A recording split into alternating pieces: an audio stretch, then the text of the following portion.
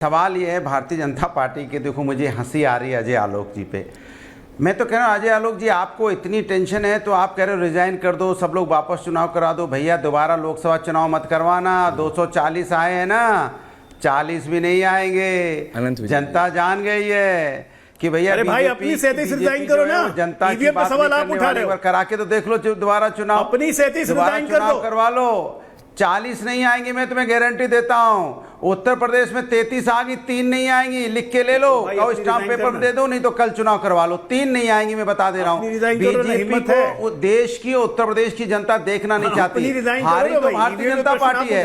400 का नारा दे रहे थे, 240 आई। अल्पमत में सरकार है, और जब अल्पमत में सरकार होती है तो पता क्या होता है, सरकार कैसे चलती है। रात को जब बीजेपी के नेता सोते हैं, उनको अचानक सपने में आता है, अरे भाई टीडीपी चली गई, अरे सरकार चली जाएगी, टीडीपी चली जाए। फिर उनको नींद किसी तरह से आती है, फिर पता है जेडीयू जा रही है। अरे भैया सुबह से लेकर शाम तक हाथ जोड़े हुए जेडीयू भैया, टीडीपी भैया, बचाए रहो, हम आप ही के पैरों पे तो खड़े हैं। कबूतर उड़ाना बंद कीजिए, आशीर्वाद बनाए रखो, नहीं तो हम तो गिर जाएंगे। हम तो कंधे पे चढ़े हैं। अरे कंधे पे बैठो, कंधा खिंच जाएगा, नीचे धड़ाम से गिरोगे, चिंता मत करो। इसलिए आपको इंडिया गठबंधन ने आईना दिखा दिया है। 240 मैं देख रहा हूं, चल रहे हो सहयोगियों के साथ, और आपको हमने सिखा दिया कि बीजेपी नहीं एनडीए बोलो, एनडीए। आप कैसे बीजेपी के नेता लोग आके एनडीए बोलते हैं, पहले तो नहीं बोलते थे। ये हमने आपको यहां लाके खड़ा कर दिया है। और ज्यादा बोलोगे, कुछ दिन बाद कहोगे सरकारी चली जाएगी, एनडीए भी मोदी सरकारी है, फिर मोदी 3.0।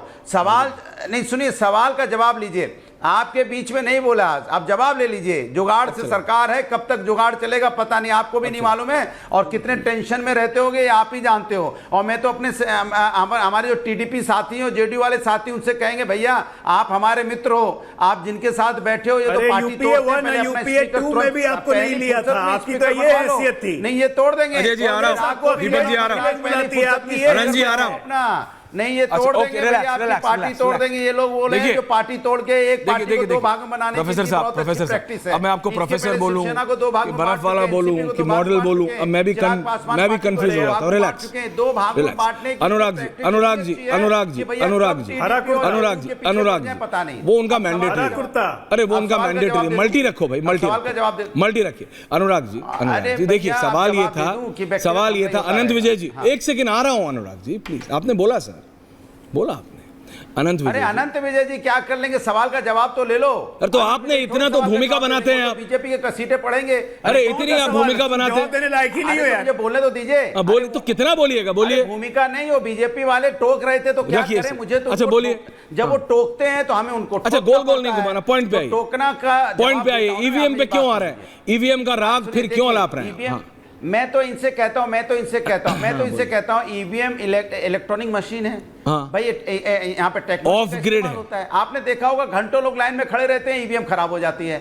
ईवीएम खराब हो जाती है तो जो लोग घंटों लाइन में खड़े रहते हैं वापस घर चले जाते हैं। वो माल फंक्शन होता है, टेम्परिंग नहीं होती है, अकल के देवता। दूसरा बात, कई बार ईवीएम अगर है, नहीं कोई भी टेक्नोलॉजी है, हैक भी हो सकती है। तो भाई जब संशय है, आशंका है, तो भाई मुझे ये नहीं समझ में आता, बीजेपी को तो हमारे साथ आके खड़ा होना चाहिए, जनता के साथ, लोकतंत्र बचाने के लिए। वो चुनाव आयोग के साथ खड़ा क्यों हो जाता है, मुझे ये नहीं समझ में आता। जब हम सवाल उठाते हैं सरकारी पॉइंट टेकन, ओपनिंग कमेंट्स आपने पूरा बोला, आपको मेरे साथ खड़े होना है। ओके ठीक है अनंत विजय जी।